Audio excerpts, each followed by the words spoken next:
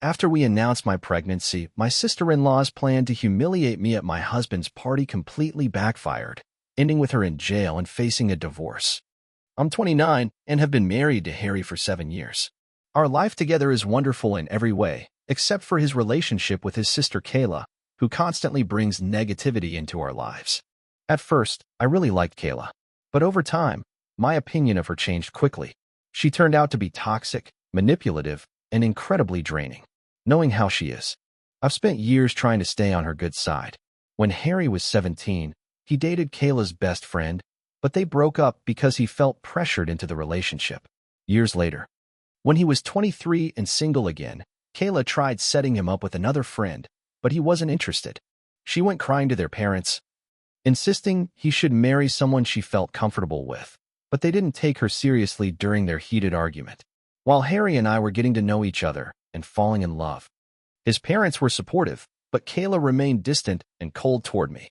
She constantly brought up Harry's exes whenever I was around, talking about how great they were doing and hinting that he should reconnect with them. This went on for quite a while.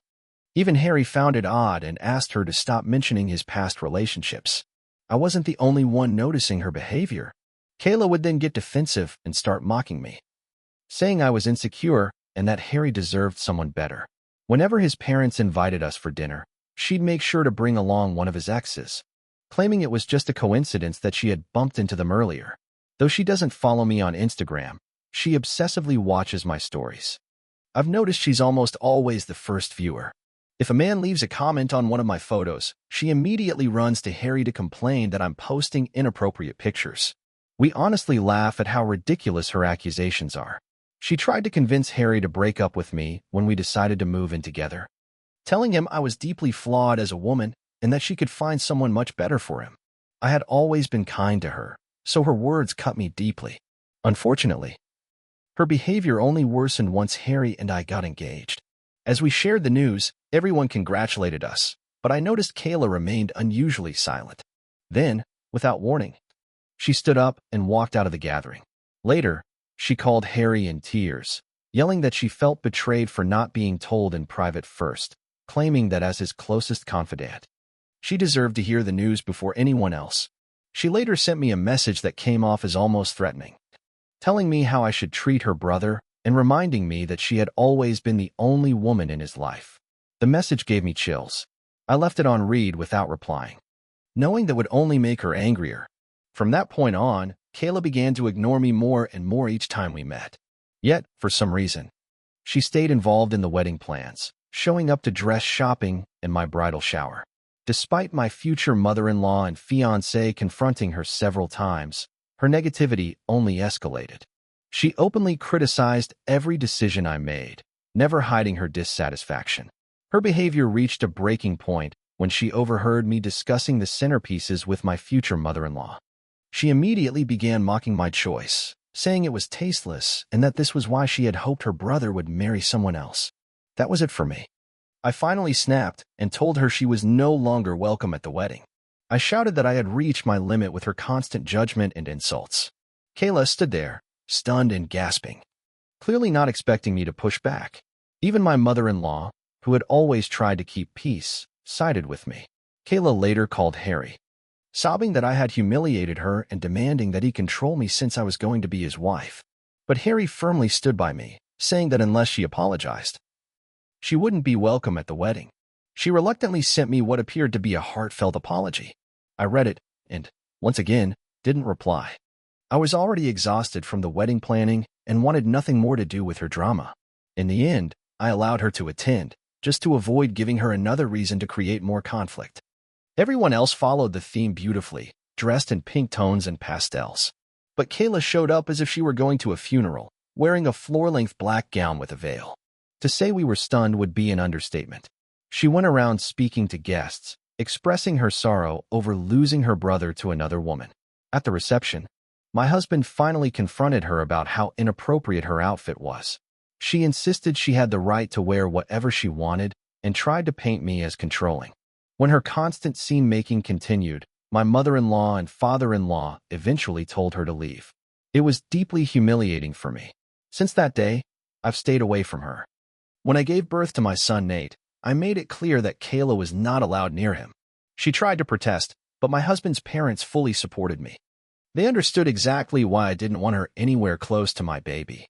2 years ago, Kayla had a miscarriage with her then-boyfriend Jamie, and it devastated her. It was a painful time for everyone. Since Harry and I already had a child, we truly felt sorry for her. We decided to be a bit more forgiving after her loss. We allowed her to spend time with Nate and welcomed her into our home. Despite her past behavior toward me, she was unexpectedly kind to our son. At first, she seemed to have changed, but with time, she reverted to her old ways. She constantly complained about how hard her life was, how nothing ever worked out for her, and blamed former friends or managers for her problems. Over time, I realized she never considered herself at fault for anything. She always tries to play the victim and gather sympathy, rarely accepting responsibility during conflicts. She decided to get married this year and invited everyone, except us. Given that our relationship had appeared to improve, Harry was shocked we were excluded. When we asked her about it, she claimed she didn't want me there because I might cause trouble at her wedding. I was stunned and called her, asking why she would think that. Kayla admitted that she had worn black to our wedding on purpose, and now she feared I might do the same, so she wanted me to stay away. I told my husband directly how manipulative she was, furious over her excuse. After speaking with his parents, Harry decided to let Kayla know that not only would they not attend the wedding, but they also wouldn't be contributing financially. This pushed Kayla to tears, and she immediately blamed me for the entire situation. Her husband told her she had no right to point fingers at me after openly admitting her own wrongdoing. Kayla, however, brushed it off, saying I should move on since our wedding was ages ago. Later, she reached out to apologize and ask for forgiveness because my father-in-law and mother-in-law were still refusing to pay for her wedding. As much as I hate to admit it, Kayla can be incredibly charming and persuasive when she wants something. Wanting to move past the drama, I forgave her. Her wedding to Jamie went off without a hitch. We all attended and genuinely had a good time. Not even 6 months later, Kayla showed up at our doorstep, complaining that her marriage was falling apart. Harry and I let her stay with us for a few days while she spent hours venting about her husband. They were apparently struggling to conceive, and Kayla laid the blame entirely on Jamie. When I tried to talk to her about it, she insisted the fault was completely his. And when she wasn't complaining about her husband, she would become fixated on our life, inventing issues that didn't exist. For example, I typically hit the gym in the morning before work. On days when I'm running late, I take my work clothes with me, finish my workout, shower, and change there. Kayla had been observing this and began asking a lot of questions, like why I needed to shower or even go to the gym at all. I didn't think much of it and explained that I liked maintaining my weight and didn't want to show up at the office all sweaty. She would just nod and lick her lips. One afternoon during lunch, my mother-in-law brought up a friend who had just divorced. The woman had discovered her husband's affair and took half of his assets in the settlement. Kayla suddenly interrupted to ask Harry whether he and I had signed a prenup before getting married. We both froze and stared at her. We stopped eating. She looked straight at my husband, as though I wasn't even in the room. Calmly but firmly, he told her that he doesn't sugarcoat things, and that both he and I earned well enough to feel no need for a prenup. Kayla scoffed and began saying that anyone could be blindsided, especially in a world full of cheaters. Her words struck a nerve, so I asked her to explain exactly what she was implying. That's when she claimed I was obviously seeing someone else because I was always carrying a change of clothes, and as Harry's sister, she felt it was her duty to warn him. I was stunned. Just as she was about to go further, my in-laws stepped in, trying to shut her down and telling her she had no business meddling in other people's marriages. But Kayla didn't flinch. She doubled down, insisting she was only looking out for her brother, then went so far as to joke about whether Nate was even Harry's child, since he didn't quite resemble him. I saw the fury rise in Harry's face. I had never seen him that angry. He stared her down and told her that she wasn't a mother because she didn't deserve to be one, and that any child of hers would be better off in heaven than growing up with someone like her. Kayla sat frozen, her mouth parted in shock. My in-laws remained silent as Harry stood, leaving her behind with harsh words about how pathetic she was, trying to destroy everything just because her own life was so empty. He called her a loser who did nothing all day while her husband worked himself to exhaustion. He went on, saying that if she had so much time to project her bitterness, She should spend it fixing her own marriage instead of grilling him about prenups and accusing me. Kayla burst into tears. Hoping for support, she turned to Jamie, who was sitting right beside her. But he said nothing. My husband never loses control like that. Eventually, Kayla got up from her chair and rushed to the bathroom. He was still seething. I gently took his hand, and my mother-in-law stepped in to calm him down. As he apologized for what his sister had said about our son, I nodded, fully understanding how infuriating she could be. After enduring her behavior for years, it felt like a relief to see my husband stand up for me so openly. Once he had cooled down, he apologized to Jamie but gave Kayla no acknowledgement at all. From that moment, we resumed having no contact with her. Her actions had started affecting not just me, but my husband too. We decided to completely cut her off, leaving the door open only if she chose to reach out first. After lunch, my in-laws spoke with us and admitted that Kayla had finally crossed the line. They had seen how their usually composed son had lost his temper because of her relentless behavior. It's been a year since we last spoke to her, and life has been peaceful. Then 2 months ago, I found out I was pregnant. It came as a surprise, especially since we hadn't been trying. The thought of welcoming another child filled us with gratitude. We wanted to announce the news on Harry's birthday, waiting for the perfect occasion. My in-laws planned a big celebration in their backyard to honor him. Close friends and family were invited. Somehow, Kayla heard about it through others and decided to show up. When we saw her, Harry and I were taken aback. She came forward to hug him, saying how much she missed him and how sorry she was for their last conversation. Harry, taking my hand, calmly told her that if she truly meant it, she owed me an apology too. Since her accusations had attacked my character, Kayla nodded, turned to me, and apologized. She said she had been in therapy for the past few months and realized how wrong her actions were. I didn't agree with everything she said, but I nodded to be courteous, not wanting to stir conflict at an event meant for my husband. My in-laws later checked in with us privately, letting us know they had no idea she would be attending and offered to ask her to leave if we felt uneasy. Harry, however, insisted we avoid creating a scene, so we decided to let it go. It felt odd watching SIL laughing and mingling with everyone so comfortably during the celebration. She had mentioned seeing a therapist, so I chose to give her the benefit of the doubt, even though her overly upbeat demeanor felt completely out of character. When it came time to cut the cake, Harry spoke with such warmth about how he felt like the luckiest man alive, grateful for another year with a woman like me. His words made me blush with joy. Just like in the early days of our relationship, I was reminded of how deeply in love we still were. That was when Harry and I decided to share our wonderful news. With wide smiles, we announced that we were expecting a baby, and for a moment the whole room fell silent before erupting in cheers. My mother rushed to hug me, tears spilling from her eyes. Phil embraced us both, his face streaked with emotion. Everyone was eager to hear about names and plans, full of genuine excitement for us. Among them, SIL stood out like a sore thumb. She looked stunned. Her expression shifted quickly as she turned away from us, visibly unsettled. I figured perhaps she just needed a moment to process the news. I felt a twinge of worry that she might find a way to spoil another one of our special days.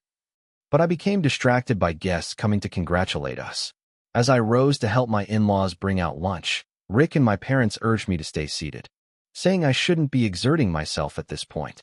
While I waited for Harry to bring me a plate, Estelle appeared beside me, beaming. With a cheery voice, she insisted on serving me herself, saying she was thrilled about the pregnancy and wanted to make amends for all the past bitterness. I nodded, acknowledging her gesture politely. She handed me the plate and turned to walk away. Just as I was about to start eating, I noticed something that made me freeze. There were shrimp on the plate. I'm severely allergic to shrimp, so I was taken aback that she would include them, especially knowing my condition. Disappointed, I stood and headed over to get my own food. That's when Jamie came up to congratulate me. After a brief chat, he asked why I hadn't started eating yet. When I pointed out the shrimp on the plate Estelle had handed me, likely an oversight, he gently took the dish from me and reassured me not to worry, since he liked shrimp. Jamie said he'd just take the plate himself, and that I could grab a fresh one. I nodded, smiled politely, and turned away. Less than 5 minutes later, Jamie began to gag and retch violently over his food. The room fell silent as everyone watched him stumble from his seat, clearly struggling. Alarmed, Harry and Kayla rushed to his side. Jamie clutched at his throat, gesturing frantically toward the plate. A wave of horror swept through the crowd as it became obvious that something he had eaten was making him seriously ill. Then, suddenly, Jamie collapsed and gasps echoed around us. Kayla dashed forward, inspecting the dish, and when her eyes locked on it, her expression turned cold. She spun toward me and demanded if I had given her husband that plate. I nodded, stunned. Amid the chaos, someone had already called for an ambulance. Jamie was rushed to the hospital. The whole time, Kayla sobbed uncontrollably, glaring at me through her tears. Later, the hospital confirmed Jamie had been poisoned. The realization that it was the same plate meant for me left me cold with dread. If I had eaten that food, it wouldn't have just been me. My unborn baby would have been affected too. No one else. Not Harry, not Emil, not Phil, not my parents, knows the full truth yet. The police have already gotten involved to examine the food and figure out what substance made Jamie collapse like that. Jamie remains hospitalized as I write this, with Kayla staying by his side overnight. Meanwhile, Harry and I have been inundated with calls from relatives trying to understand what happened. Desperate for answers. Emil and Phil are so rattled, they've chosen to sleep over at our house instead of going back home. Everyone is shaken. And no one can explain how something so joyous could turn so dark so quickly. The thought of telling people that the plate had originally been handed to me by Kayla terrifies me. If this does turn into a full investigation, I'll have no choice but to tell the truth. But what haunts me even more is what Kayla might be capable of. I feel sick thinking about it. I don't want her near me, and I certainly can't risk my children being anywhere near someone who clearly has no boundaries when it comes to harming others. I still can't shake the guilt of having handed Jamie that plate, whether or not it was truly contaminated because of me. Update 1. Wow. I never imagined this post would blow up the way it did. In just a few hours, thousands of comments poured in. I appreciate every single one, even if I'm still struggling to process everything. When I first typed this, my hands were trembling. I haven't slept since. As much as people are telling me I'm not to blame, I still feel responsible for what happened with that plate. I should have just thrown it out. I don't know why I didn't. Why I let him take it. I keep thinking about Jamie's future, about what could have happened, about what still might. Harry's been glued to my side lately. He senses something's wrong. I haven't told him what I know about Kayla, just that I'm scared. And I am. Petrified. But I've read what many of you suggested about sitting down with the family and speaking plainly. Honestly. So that's what I'm going to do. I also remembered that Emil and Phil have cameras around the property. This party took place in their backyard. So I'm almost certain something would have been captured. I'll speak to them tonight. I'll post an update after. Update 2. We talked. And I honestly couldn't ask for kinder, more supportive in-laws. Emil and Phil were already staying over, so after dinner, I gathered the courage to sit down with Harry and both of them to tell them everything. I took a deep breath, and with a heavy heart, I told them everything from the moment Kayla handed me the plate of shrimp to how Jamie ended up with it and collapsed. As I spoke, their expressions shifted from disbelief to deep concern. Emil and Phil exchanged glances, clearly troubled. Harry's reaction was a mix of confusion and then a slow-burning fury. I could see it in the way his jaw clenched, his hand tightening around his water glass. I didn't sugarcoat anything. I told them how Kayla had treated me for years, how I've always tried to be polite, how I gave her the benefit of the doubt when she claimed to be in therapy, but that her actions at the party terrified me, especially since I'm pregnant, especially because I could have eaten that food. I hesitated to even say it aloud, but I did. I'm scared she tried to harm me. Emil, ever the practical one, didn't waste time. She said we'd check the security footage right away. Phil agreed instantly. Harry didn't say a word at first, but I could see the storm building in his eyes.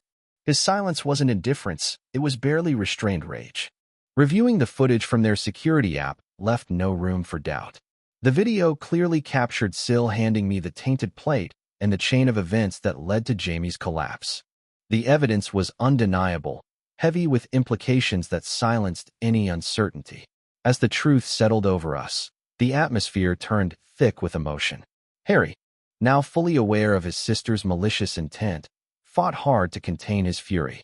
Emil and Phil were visibly shaken, horrified by the depth of deception their daughter had sunk to. We sat in stunned silence, struggling to comprehend why she would do something so cruel. Given the seriousness of the situation, my in-laws decided the footage needed to be handed to the police. Since Jamie was the victim, it would be up to him to press charges. Phil and Harry planned to visit him once he was well enough to talk. Every time I think about handing Jamie that plate, I feel crushed with guilt. I cannot imagine how he will feel knowing what almost happened to me and my baby. The worry has been consuming. I can hardly eat or sleep. I'll share anything significant when I can. Update 3. It has taken me a while to return here. It's been a month. And I've had so much to process while managing my pregnancy and everything that followed. To start with, Sil was arrested after the footage was turned over. My in-laws provided the video to the authorities, and Kayla confessed immediately. She didn't even try to deny what she had done. She broke down in tears. When Harry spoke to Jamie and explained everything, Jamie was in disbelief. Harry told him he would always be part of our family no matter what he chose to do. Harry also urged him to press charges, insisting that what she did was beyond forgiveness. Once Jamie had recovered, he chose not only to press charges but also to file for divorce. Kayla called Emil and Phil, sobbing and pleading for forgiveness. It turns out Kayla is also pregnant. She begged her parents to think of her unborn daughter and asked them to bail her out, trying to manipulate them with guilt. But Phil told her firmly that it was time she faced the consequences and that they were done shielding her. Though Emil is heartbroken over her daughter, she understands that what Kayla did cannot simply be overlooked. Investigators confirmed she had deliberately tampered with the food, intending to harm me. The plan backfired, and it was her own husband who suffered. She's now facing multiple charges, including endangerment, assault, and food tampering, saying that it was all my fault anyway. Kayla kept begging Jamie not to press charges. Thankfully, Jamie was resolute. Her trial is set to begin soon. I doubt she can escape the consequences this time. To those asking, my son and I are doing well for now. He knows nothing about what his aunt has done. Harry and I have agreed that one day, we'll need to tell him the truth. It's not a conversation any parent looks forward to, but it's one we believe is necessary. It will be difficult, but it matters. Per my doctor's recommendation, I've been going for ultrasounds every 2 weeks to monitor the pregnancy. We decided not to find out the baby's gender and want it to be a surprise.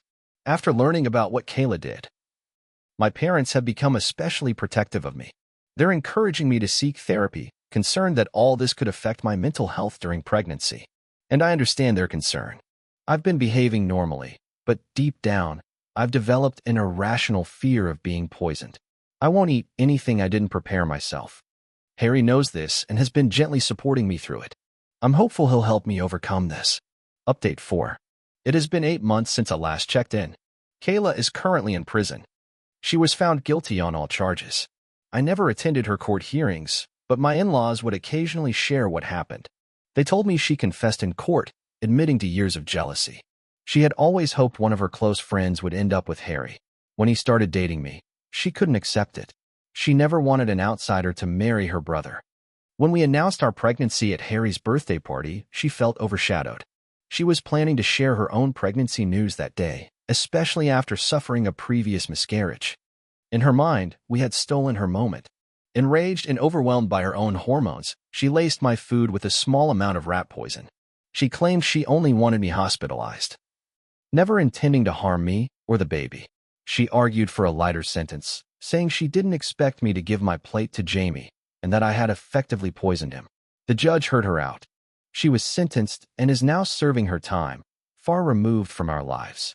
Jamie, now divorced, is finally free. We've stayed in touch with him over the months, always including him in family gatherings when we can. When we finally spoke, I apologized again for giving him my plate. He told me it was never my fault. I broke down when he said that. He knew how many times I had replayed the moment in my head, wishing I could have done something differently. Knowing Jamie is doing well now brings me peace. As for Harry and me, we've welcomed a baby girl into our family. Her arrival has brought light into our lives, even as we continue healing from the past. Nate is absolutely overjoyed to be a big brother. He's been gentle and protective, doting on his sister in the sweetest ways. Watching the two of them together reminds us of how far we've come. My parents and in-laws have been our pillars, standing beside us as we step into this new chapter. Looking back, I still struggle to make sense of everything. The betrayal, the fear, the pain, it all felt unreal at times. But we made it through. Not because it was easy, but because we held on to each other. There are scars, yes. But there's also strength, growth, and a new life we're building, one filled with love, healing, and hope. Thank you for following our story. If it moved you in any way, or if you want to hear more true stories like this, consider subscribing to the channel. Your support means more than you know, and we'd love to have you on this journey with us. Until next time, take care of yourselves and each other.